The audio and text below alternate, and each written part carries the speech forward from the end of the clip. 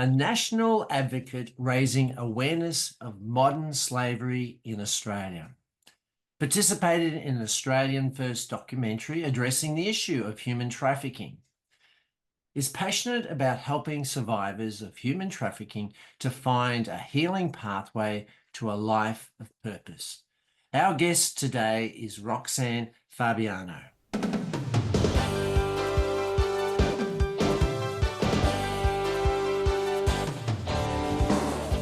Welcome, Roxan. Great to have you this morning.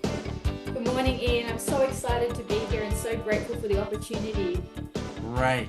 Let's get into this. Now, you're the Executive Officer of HerSpace. What does HerSpace do and how did you get involved? Yes, wonderful. So HerSpace is a national mental health and trauma recovery service for girls and women who have been impacted by modern slavery right here in Australia. And it was originally actually founded to support women who had been sexually exploited in India. But it became apparent that there was actually a gap in available recovery services for the girls and women impacted right here in our own backyard. So the organisation shifted focus to developing that recovery service for survivors of modern slavery right here to fill the gap. In terms of how I got involved, well, from when I was a young girl, I was very convicted to learn all about the issue of slavery, and for years it was very heavy on my heart. And as I entered the workforce, initially as a lawyer, I managed to quiet that within me for a time, but not for long. And one night I had this dream that left a very big impact on me. I dreamt that I was in a room and this woman came to me who was very distraught. And next to us in the corner, there was this mirror. And I could see that she was afraid to look at the mirror. So I went up to her and I tenderly put my arm around her and I said to her, "It's okay. We'll go together. We'll face it together." And so we walked toward the mirror. And as she began shaking to lift her head to look, as soon as she saw her reflection in the mirror, we both automatically just dropped to our knees and we started to deeply weep.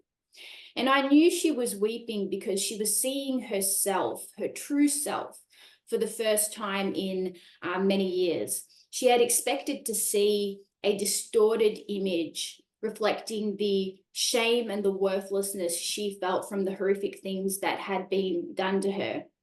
And instead, she was seeing her authentic self, who she was, created to be. And we just knelt there together and wept as she released her pain and embraced mercy. And when I woke from that dream, I really wanted to serve women who had been abused and exploited in the nation. And my opportunity to be able to begin that journey came through HerSpace. And I'd like to just very briefly touch a little bit further on what the motivation is, or my motivation is behind the work, if I can, by sharing a short story of when I was walking through a rose garden. And I share this story with people. And I was admiring many unique varieties of roses, sort of examining the intricacies of each, all the beautiful patterns and the colors and the fragrances. Each one was absolutely glorious. And I thought of the women and the girls that are exploited in this nation, these unique, incredible individuals with complexity of character, talents, and dreams, far more breathtaking and valuable than any flower.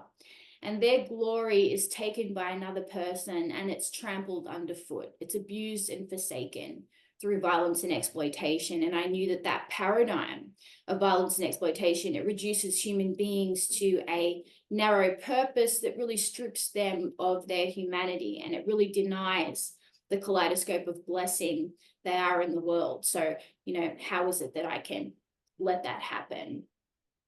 Two remarkable stories, and what a dream. Now, you've touched in some ways slightly already on my second question, but generally across this nation of Australia, how are women impacted by modern slavery? It's a very good question, Ian, and many people are hearing about the issue for the first time. So I'll define what I mean by modern slavery. So modern slavery, it's this umbrella term that captures crimes that involve the exploitation of people, such as human trafficking, where people are moved for the purposes of exploitation, or slavery, where people are bought and sold under contract like commodities, and forced labor and servitude, where they're forced to work for little to no wage with minimal personal freedoms. debt bondage, where they're forced to work for someone to repay a false debt, and forced marriage, where people, often children, are forced to marry against their will. And we know that the problem of slavery, it's existed globally for centuries. And most people are familiar with the historic anti-slavery movements in the US and Europe. And we did make significant progress in the fight against slavery globally. But today, it's sad to say that you and I are living in a time where it's estimated that there are more people held in slavery worldwide than at any other point in time in history. And many people wonder, well, does it all just happen overseas then, or does any of it happen in Australia?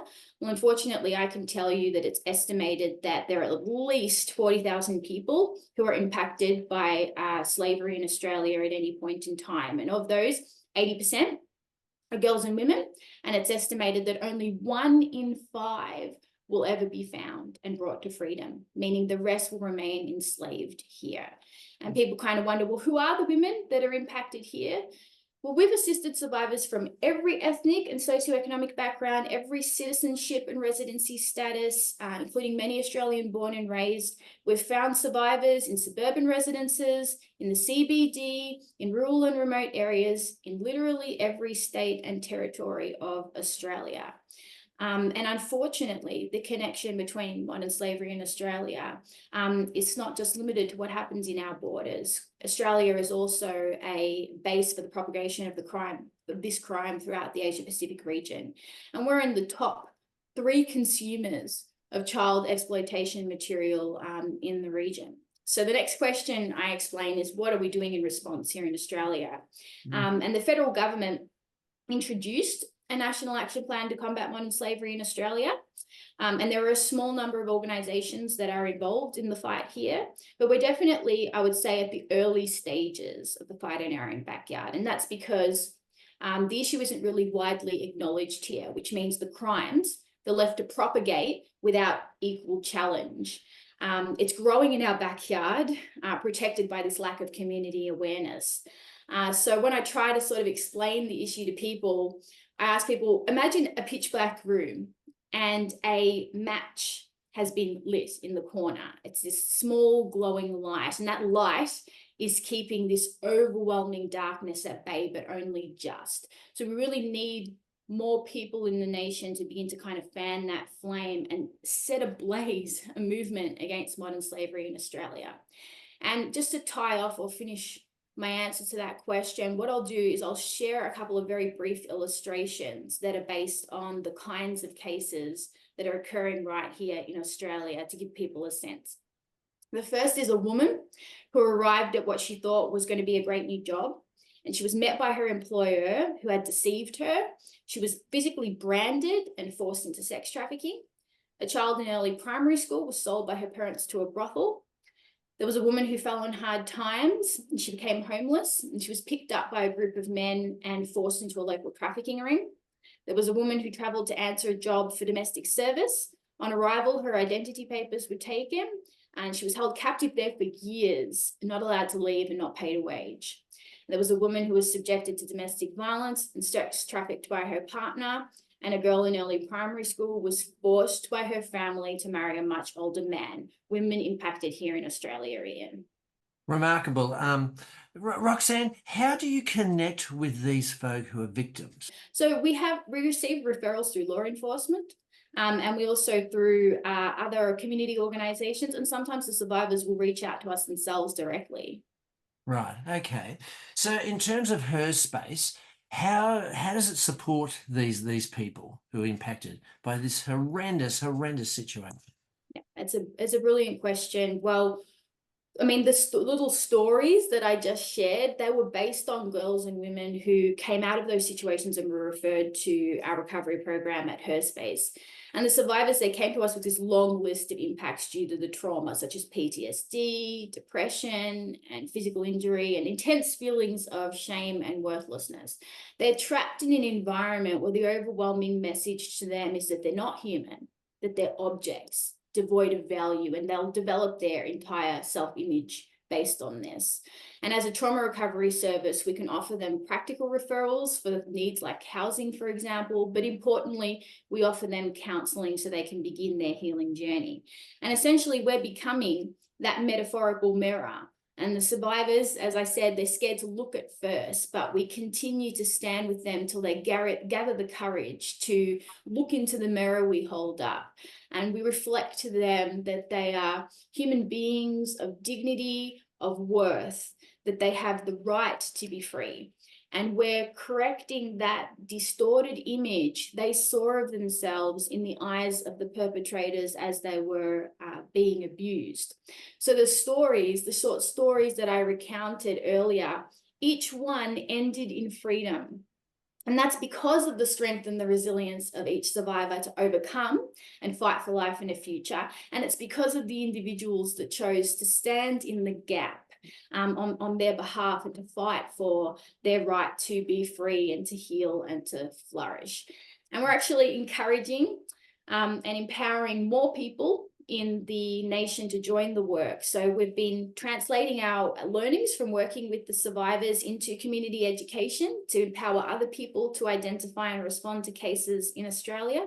And we've done training with various organisations, including a project we're working on at the moment with the federal government, where we're creating trauma-informed resources to help frontline workers and survivors as well. So obviously you network with a lot of organisations to support your cause. Tell us about some of those that you have connected with, which I'm familiar with one of them, in fact, and I'll let you tell us about it. Yes, brilliant. So we've worked with many amazing organisations addressing modern slavery, but I recently had the privilege of accompanying one of our partners, the Ping Pongathon, to speak to communities around Australia about these issues. And the Ping Pongathon, for anyone who isn't aware, is a fundraising and advocacy movement that combats modern slavery through table tennis events. And individuals and organisations in the community can host table tennis events where participants sign up to play, and they invite people to sponsor them. And the funds that are raised are then distributed by the Ping Pongathon to 7 charity partners, and HerSpace has the privilege of being one of the charity partners. So I would say, Ian, to encourage people that if anyone does feel motivated to take action against modern slavery, to join the freedom movement here, check out HerSpace's website for like a range of options that you can get involved in, and also consider signing up with the Ping Pongathon on their website as well and getting involved. I would say that for us, raising awareness in Australia is absolutely critical. So I really encourage people, learn about the issues, become advocates, and share what you've learned with everyone, because you will save lives by doing it. Survivors, they're being hidden in plain sight here. So if you shine a light on the issue, survivors will be found. We can turn around that 1 in 4 statistic. So don't underestimate, your ability to really transform that small glowing light into that blazing movement in Australia. Ian, do I have time to share a really quick personal story to round off that answer? Oh, yeah, go. Brilliant. So I was actually at a presentation at a wildlife sanctuary, and one of the eagles had been held captive there, previously by its owners in this tiny cage. And it had never been allowed out of the cage. It was eventually rescued, but sadly it had lost its ability to fly. Its wings had grown deformed in that tiny cage. And the audience was weeping with me as we watched this majestic bird that was born to soar in all of its glory to great heights, hobbling in the dirt on the ground. And when the survivors, they first come to us out of captivity and oppression, they're often a shadow of themselves, of all that they were designed to be. And I think about that eagle. We do that to human beings. So where are the people in the nation that are mourning the deep wounds in the hearts of these girls and women? Well, we know that mourning is just the beginning. And as I mentioned before, what's important is the action that each of us chooses to take. Roxanne, it's been an absolute pleasure having you as a guest at Monday Matters, and wonderful to hear your story. And it's truly a remarkable work that you are doing within our community to support these people who have been the victims of such an horrific situation. So well done, and thank you for being our guest today. Thank you so much, Ian. I really appreciate it. It's been wonderful talking to you. Thank you so much.